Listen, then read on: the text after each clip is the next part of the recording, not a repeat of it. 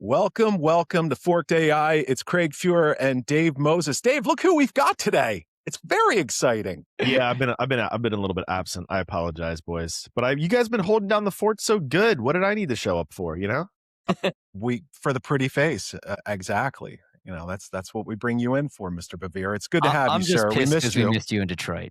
That's Jack. That was the only thing I was pissed about. Yeah, Hey, Jack, talk about that real quick. Real Investor Roundtable just met in Detroit, and maybe Dave, you can chime in on what you did there. So go ahead.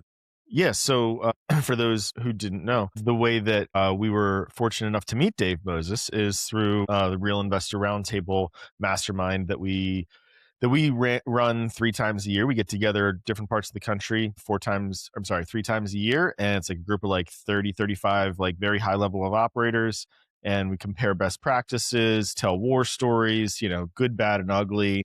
We run it as a nonprofit. So there's no there's no chest pounding at the front of the room. It's like, hey, share best practices, add value. I'm going to be away from my family for 2.5 days. I want to get something out of it that I can go implement on Monday. And so that's just definitely been like the North Star of the group. And so we get a ton out of it, and I'm always looking forward to it. We've been rotating the hosting city the past couple of years, and that's been a lot of fun. And so we had a Real Investor Roundtable last week, and Detroit, where Dave hails from, was the host city this time. So we're able to check out a bunch of cool new restaurants and new venue and do some activities that are local to the Detroit folks. And I sadly had to bail at the last second because I had an HR issue that I had to deal with. And that's being a business owner. Sometimes somebody else screws up your week. But so I wasn't able to come, and that was sad. But it sounded like you guys had a great time, Dave. I thought it was great.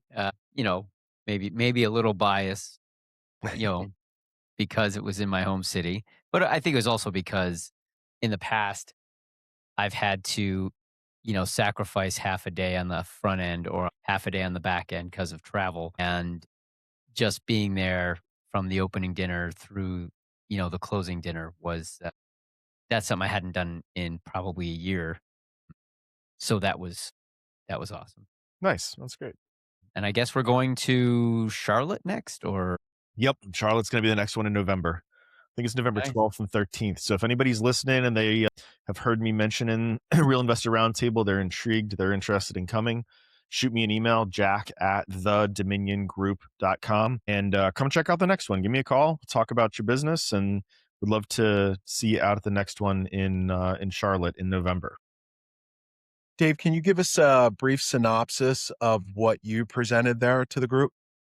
So I presented oddly enough, on AI. Basically, what I presented was the foundation of how I'm building AI in my company, which is to say the major guiding principles that I went after were, number one, making sure that we are recording everything that happens, every communication point between the company and its customers, its outside customers, as well as inside the company, making sure we capture all those interactions, summarize all those interactions, and enrich those interactions with the references to, who is here and what are we talking about. And that kind of builds the context for a future of building on, using AI, what tools to build, what your customers' pain points are, what your employees' pain points are. All those things everybody kind of has an impression of where the bottlenecks are, and they have an impression of what is causing them pain. But when you actually take a 360-degree full and complete look at every interaction, and you summarize every interaction, then you can really start to put some metrics behind that and figure out, okay, yeah, this might be a pain point. Let's explore how much time we are taking, how much time can we save? Let's explore how much money this is costing us, things like that. So that was the first part, was just capture all communication, document it, summarize it. And then the second part I talked about was having AI, instead of what I think a lot of companies do, which is put AI kind of on the outside of the organization, kind of with access to the data, right? So you operate your business, and then here on the outside, you've got AI that can kind of dip in and do what it needs to do. Maybe it runs an automation, maybe it pulls something out. And my argument was to flip that and say that AI should be in the middle of everything that we enter into our databases. So that's to say, everything that our APIs allow us to programmatically add into our systems should be added to those systems using AI as an intermediary that can translate from natural language. Hey, charge this tenant an administrative fee for this, right?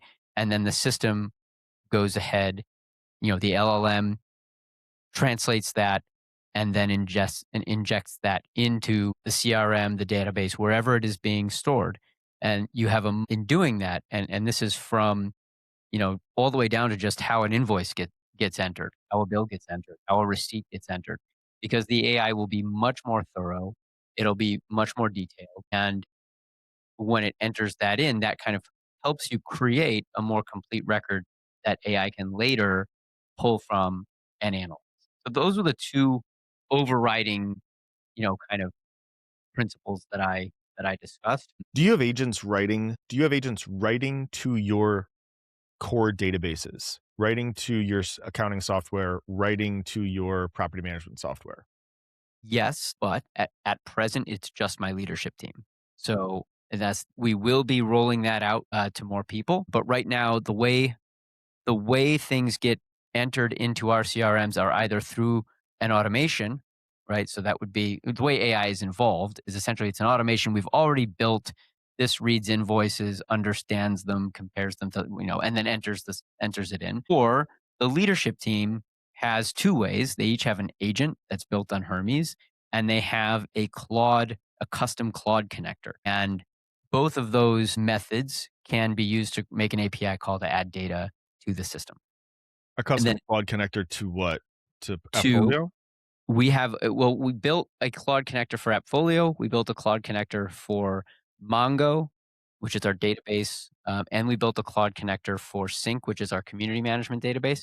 And even though there is already a Claude connector for QuickBooks, we built our own Claude connector for QuickBooks because we wanted to enforce certain rules the that the connector for QuickBooks out of the box doesn't enforce. Like, we have everything that goes in has to have a division. Everything that goes in has to have a class. You know, there are just rules that we wanted enforced. So it wasn't just willy nilly. So are your people working in like if they can interact via connectors to all of your business databases, isn't the place that they log in the morning now just their Claude interface, whether that's VS Code or Claude Desktop or It's Claude Desktop. it's Claude? Generally speaking, they are now more and more going first to Claude Desktop. When a community manager has to prepare for a meeting, they have the Claude connector. They don't have write access like the leadership team does, but they'll go into Claude and they'll say, "Hey, I've got this community's monthly meeting tonight.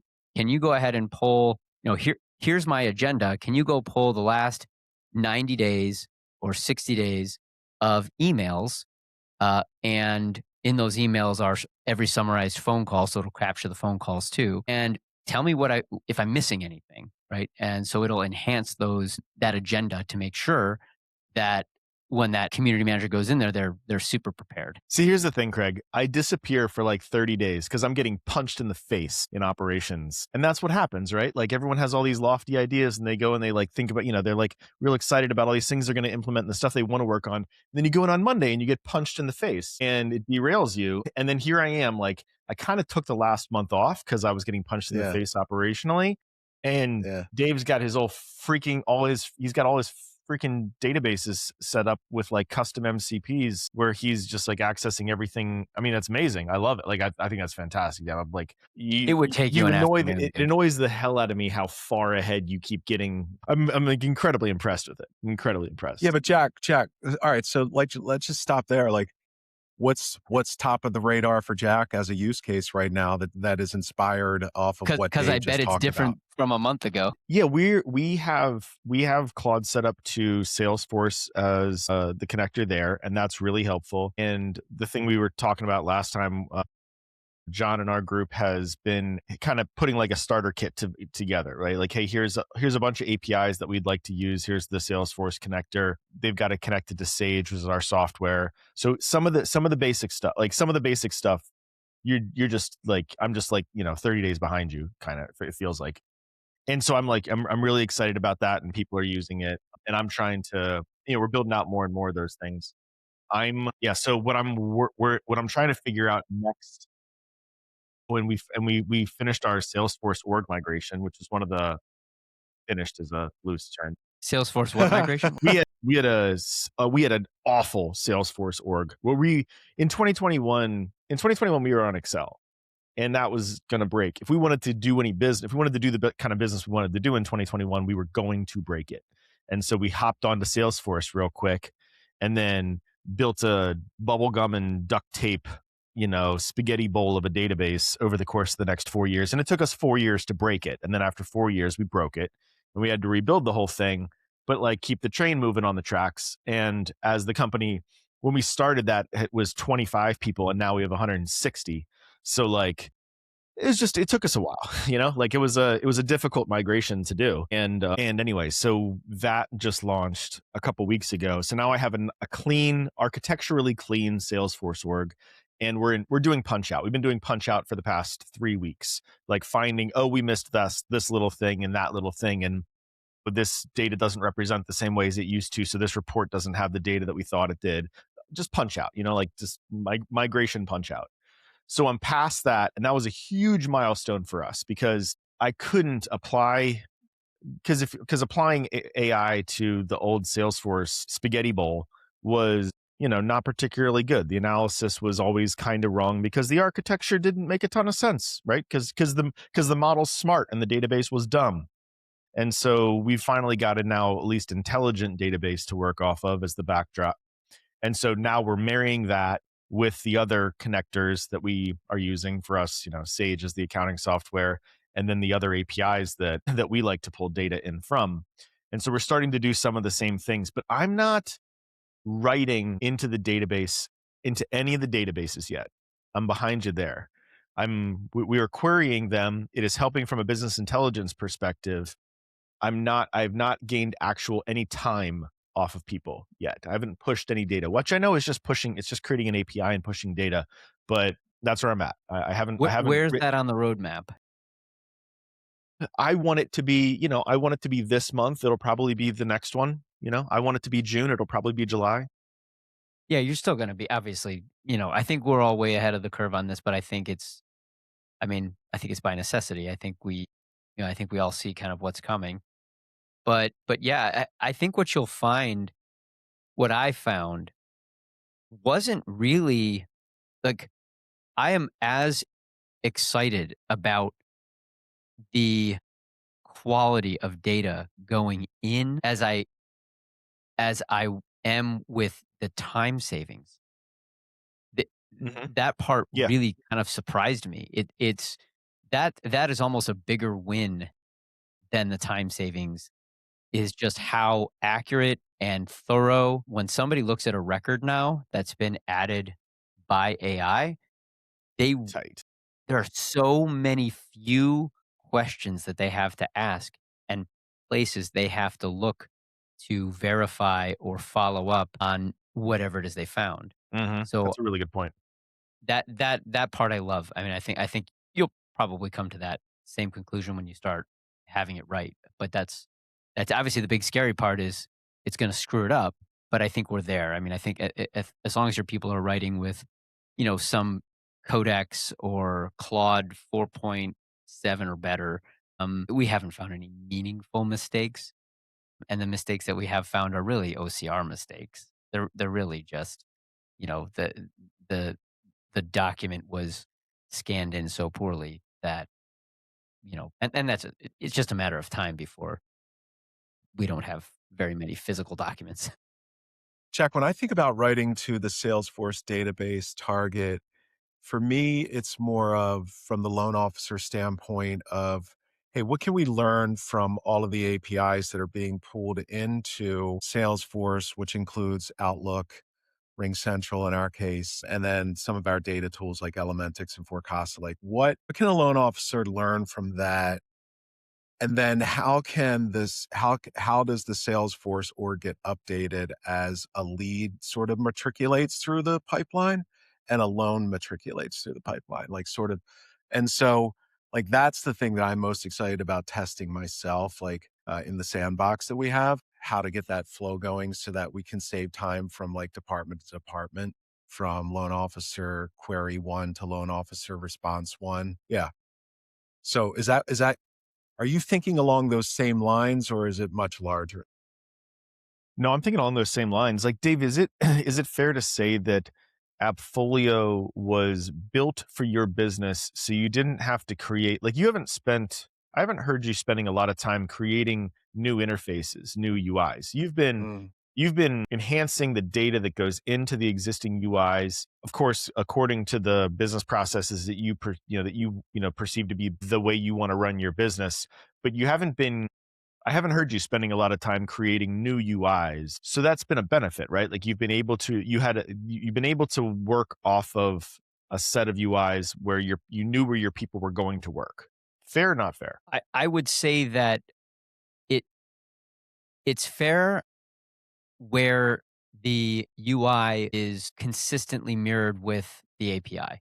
So as long as the area of AppFolio is accessible to read and write data through the API, then we haven't had to do much in the way of UI, UX.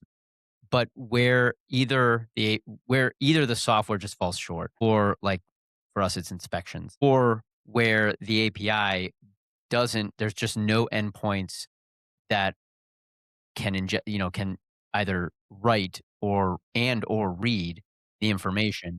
That's where we have kind of meandered away from it. And I think that's, you know, it's got to be tough to be a company like Appfolio right now, because on the one hand, if you had an API for everything, like why wouldn't somebody trust exactly what you just said, which is this is pretty much built for me, and it's a great blueprint, and I can just figure out how to put stuff in and take stuff out, and that'll work well. The trade-off for them is gonna be my customers could literally take this and go anywhere else. I've got all my data now. If I wanna switch to Buildium, it would probably take me a weekend, not 3 months. So, that's on the one hand what they have to worry about. On the other hand, they worry about if they don't do it, right, yeah, they've kind of preserved their moat a little bit, but if they don't do it, then companies are eventually gonna build so many tools for themselves that where the either the API or the UI or both fall short, that yep. it's gonna eventually just say, "Okay, I can do all of this," and that will become, where they finally extricate themselves from that particular software. Yeah, so Craig, to answer your question, I feel like we're spending a lot. I feel like we are spending, as a company, are spending a lot of time building the software that we want. Like, we've just been, we've been hacking it on top of a Salesforce database, which was like a set of glorified Excel spreadsheets. And so we never really had a great software, never really had a great LOS. Right.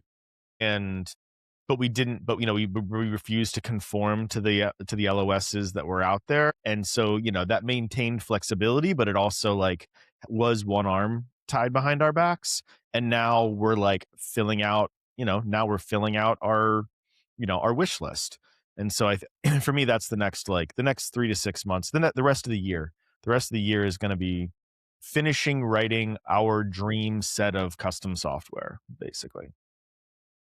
Ja but Jack, is there a part of you that ever worries that, like, I've got this department building out their favorite software, and I got this department building out their favorite software. At some point, all of the favorite softwares have to talk together to create the better customer experience, which is a fast loan and an effective process, right? And so how does that all come together Well, in your mind? because Salesforce is the database and business logic layer. All of the all of the So all of data yeah, sitting in Salesforce, if there is immutable business logic that is going to be applied. We code it in Apex, in There you go. Salesforce. Everything else is just a surfacing of those concepts. So we're not going to memorialize any concepts outside of Salesforce. All the concepts are going to be inside of Salesforce. All the UIs are just exposition of those data points and bells and whistles on top. And that Yes, doesn't seem brittle to me. I think that that's going to be okay. As long as you got that super strong foundation, you can build a bunch of toys on top. I I think agree. that's That's I the think that's yeah, right. That's the idea. Hey, we're gonna go find out. We're gonna go see how that works. We did a so one on the risk management side. That's the thing that I'm like still been focused on, but I freaking took the past month off, so I haven't done anything. So God bless John McClellan for picking up the ball and moving that project forward.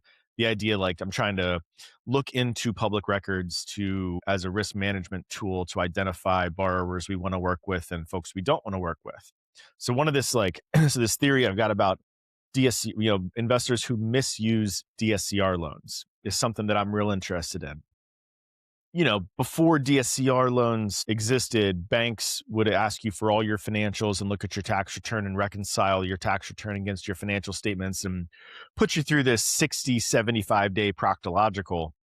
And everyone hated it, but it was sound underwriting, right? Like they calculated global debt service coverage ratios. They understood if you were going to be a cash flow positive business. And we just threw all of that out the window with the DSCR loan, and we decided to turn that into a PITI calculation plus FICO, and like keep the LTV low enough, and everything will be fine. And then, what resulted from that is that all of a sudden it became easy to just have a deal and not have a profitable business, but to get a loan, even though you didn't have a profitable business. So anyway, sorry, there's a lot of backdrop here, or there's a lot of preamble. But and as a result, you had guys like Illusion Gold, who famously now in Baltimore took 600 DSCR loans off of inflated appraisals and never actually had a business in Baltimore, but got 600 loans before he blew up. Like he blew up before they figured it out, right? They didn't even figure it out. He had to stop making payments before they figured it out. right, So, right. That's the only reason they figured it out. Like, yeah, how the or hell? else he'd had 610. Yeah, how the hell do you have a sustainable loan product that's going to be around in 20 years, in 10 years, in 5 years, when that can happen, right? And so they haven't closed the whole, but guidelines haven't changed. Like there needs, in my opinion, there needs to be a change to the DSCR guidelines to close that loophole, and it has not happened yet. But One of let the me ask you a question though. He was inflating the appraisals. Was he also inflating the rents?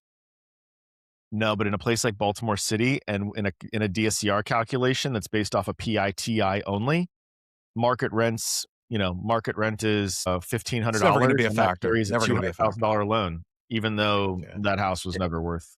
Like the There- gross rent multipliers in Baltimore are like 75, and in the rest of the country they're 120. And so that you're never DSCR constrained in Baltimore, like ever. Like it's a very Okay. it's a difficult to operate high yield market. So yeah, that's why it's a great place to use the DSCR as a fraud tool, is because it's never DSCR constrained. But is it so is it really a gap? I guess like if you wanted to go into a business and you were borrowing 75 cents on the dollar of a stable asset and you weren't inflating the value of that asset, right? Even if you can't make any money ever during the course that that you own it, right? Even if that's a bad business, the lender's really only going to find out if there's a dip, right?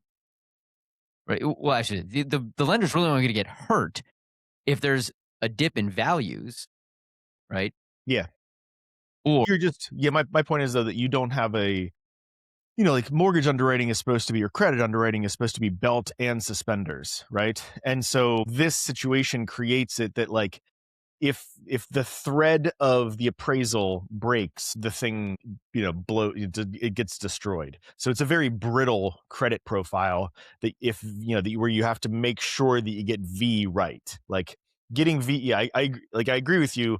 If you get V right, you'll probably still be fine. The problem is that now you have to get V right because you got nothing else to stand on. And we're paying, and the guy who's being, the guy, and the system is that you pay a guy $300 to get V right, and you send a $200,000 wire because you paid somebody $300 to get V right for you, and that's the basis of your mortgage system. That seems horrible to me. Like, that seems very brittle. Yeah, but I think that is what it is. No, I mean, I'm serious. I think that who anybody who is borrowing anywhere in the country at 75 cents on the dollar is losing money, whether it's because there are expenses that aren't taken into account in the DSCR, or they're just losing money, right? That's just what's happening. On a So yeah, on like a real expense ratio basis. yeah, for If they have a sure. if they have a 1.2 DSCR, if they have a 1.6 DSCR, maybe they're breaking even. Right? You would agree with that math? Yeah, Yeah, yeah. yeah, yeah. I agree with that math too. I think So it really is all about V. That is it. so. It would be It's an asset based loan. Like, yeah, that's what it and is. so like I don't think they think that. I agree with I you. don't think they care. I I don't think they're think they think trying to that. sell a bunch of bonds and make a bunch of money. I don't think that's how that's being pitched in the DSCR securitization to the. I don't think the rating No, agencies. you don't think I don't think that's what they're that's not telling how the they're rating selling it? agencies. I don't think that's what Yeah, they're telling. everybody in this pool who's above 75 of above 70 LTV is a complete loser. These deals are all bad business deals. Well, other than for if they appreciate, right? Like, and really most of that risk is falling, you know, depending on what their loan to cost is, that risk is really just being shifted from borrower to lender when that loan is done. And then if it goes up, borrower's happy, lender doesn't know the difference.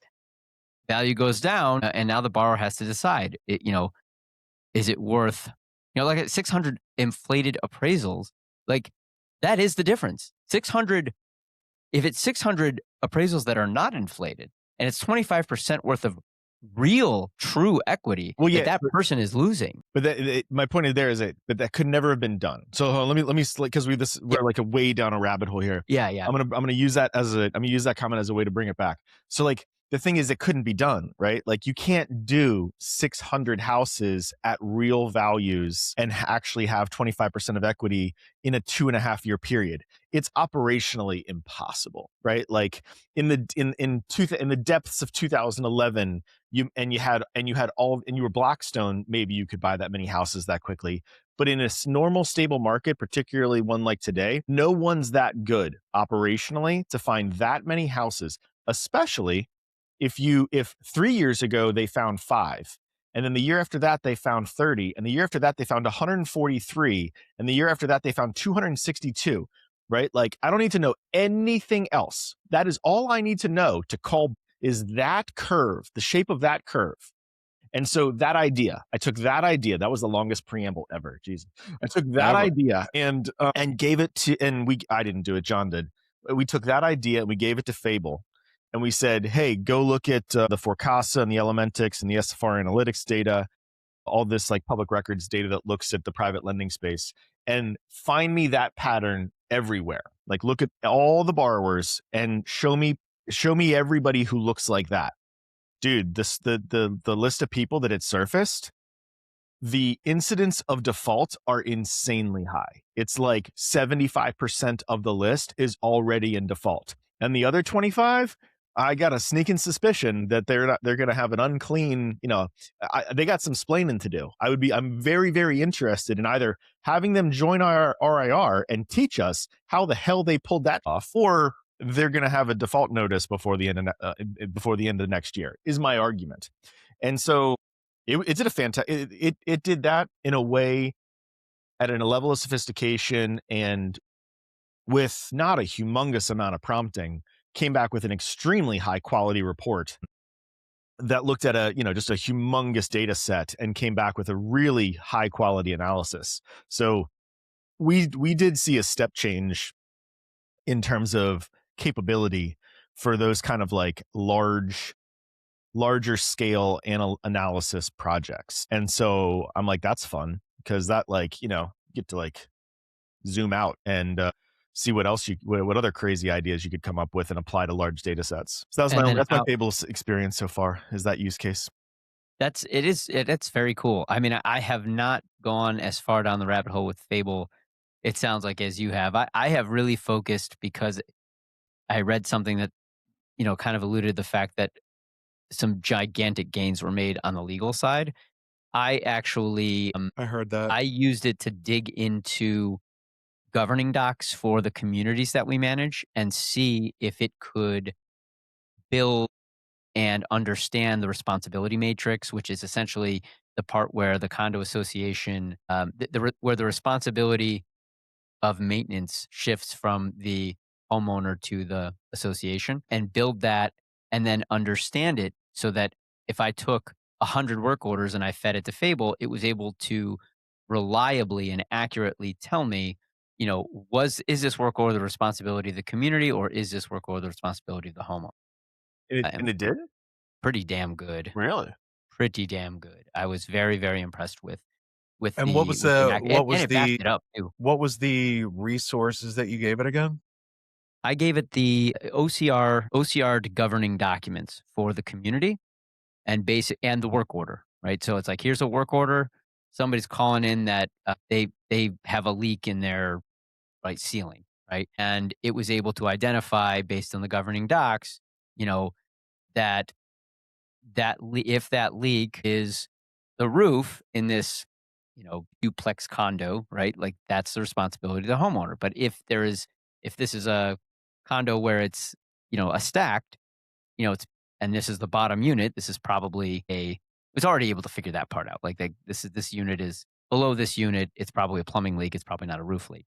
It's already able to determine that. But then the question is, can it go to the governing docs and extract the exact clause that indicates that this is the community's responsibility or that this is the homeowner's responsibility? And it gets interesting in things like leaks because you have insurance claims and then you have, well, the leak is the responsibility of the association, right? But who's responsible for the damage, right? Whose insurance covers the damage, and how does that work?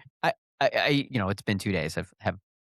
And honestly, I'm a little bit hesitant to go too far down the rabbit hole of Fable because what happens in 10 days when we no longer have access to it through our max plans and we have to pay for it using extra usage or by tokens? I don't know. Like your use case, Jack, sounds very much like a reason to spend the money on the token for Fable.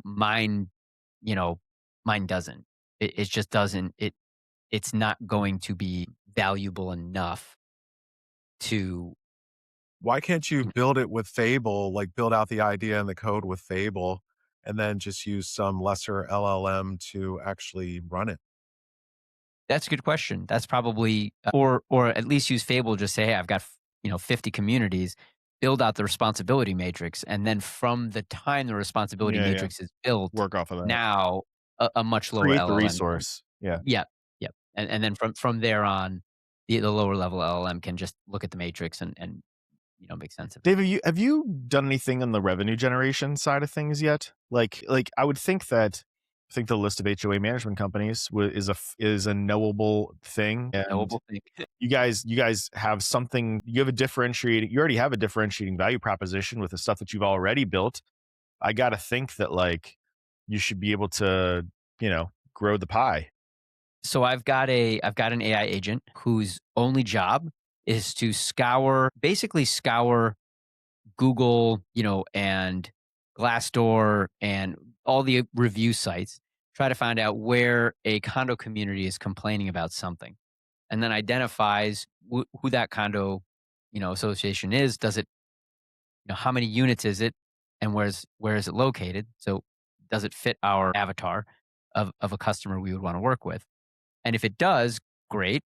And if it doesn't, okay. But they have a management company, and that management company, if the review indicates that they've done something either illegal or just just done a terrible job doing what they're supposed to do, I go and I can identify using the state's website and the address that is the resident address for that entity. Every association is a nonprofit entity. I can actually see, the the agent will go through, pull the document, and say, okay, now I want every single community that is managed where the resident agent is this address, so we know that it's this management company. And then we essentially pull for each community, we pull 5 years worth of annual statements. So I know the board members. So I know the board members and I know how they've changed over the past 5 years. So if you have a change in board, if you've got a change in resident address,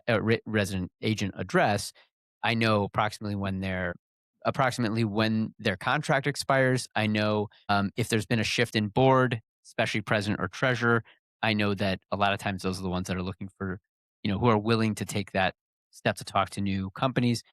And I've skip traced all of those board members, and we're basically going, now our next steps on the sales side. We haven't, what really I've done is recon work, right? So our next step is to two things we've done with AI that I would encourage any small business owner to do. Use video generation, right?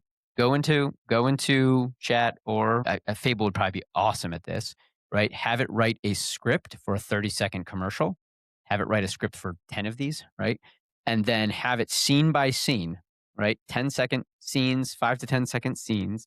Go into Veo or The chat. new Grok model is amazing The new for it. Okay, there's also a Chinese model whose name I can't remember, that does awesome video generation, and Kimmy you K? generate each scene, right? And then stitch them together using CapCut, and now you've got a commercial, and it's all fake people, but it's the exact message, it's the exact music, it's the exact, thing that you want, and then you have something to market to these people. And then we're also using, we used Lovable and it sucked. So we're going to use Claude to create lead magnets, which are basically just surveys, right? It's just, something that's catchy that'll get your community management scorecard, right? And then you answer 20 questions and it gives you a report on how good of a job that your management company is doing. And all we get is your name, your capacity, and your email address. That's what we get for it. Nice. So I'm excited those about are that. some things. Yeah, so that's our roadmap on the sales side, and then it's just generate. I want to 10x it as quickly as possible, but 3 years would be nice. Whether that's through acquisition or whether that's through just brute force, but you know it's being good first, right? Like Mhm. You have to have a value, yeah, you have to using have a it value every day. proposition. You have to have something to sell. Yeah. Yeah, so that's so you're right. I think we're probably far enough. We have some things to show people, but we are going to be building our next kind of cool little project is going to be facing a couple of our boards. We are going to be giving them a Claude connector that has certain access to That's a good financials, idea. right? And it's their Claude, so it's like I'm not paying for their monthly, but I'm just giving them the connector, Transparency. Sunlight, baby. Sunlight. and they can ask whatever the hell they want about their data and get that information. And I think the board members are really going to Oh, they're gonna fall in love love with it. that idea, and no one's gonna offer them that sunlight. Nobody's gonna be able to offer them that sunlight. No, people are too afraid to. That's an You know, amazing idea. yeah. So and it's nothing that they can't, like, they could. What's weird is, like, why not offer it, right? I mean, it's not like they can't take their monthly financial report with all their minutes and That's everything what they're gonna do. and just right. They just dump it into Yeah. At least we can put something behind what the connector is feeding to Claude before it gives them the answer, that is somewhat curated and doesn't just send them down whatever rabbit hole they want to go down. Hey, tell me why, you know, help me figure out why this is illegal for my board to do, Yeah. right? And it's like, if I've given it an eye towards, hey, here are the governing docs, and they shouldn't be used to exploit, or take advantage of the community, things like that you can literally feed Grok through the connector, or feed Claude through the connector. Now you're somewhat muting some of what they would have done if they would have just, abused it, so to speak. Yeah. Yeah. And we're not giving everybody this. We're going to start with a few communities, give them the access, and see if they love it and see if they use it. That's a good idea. And yeah, All right, fellas. I told you I had to jump. I had a hard stop. Good chatting with you Well, guys.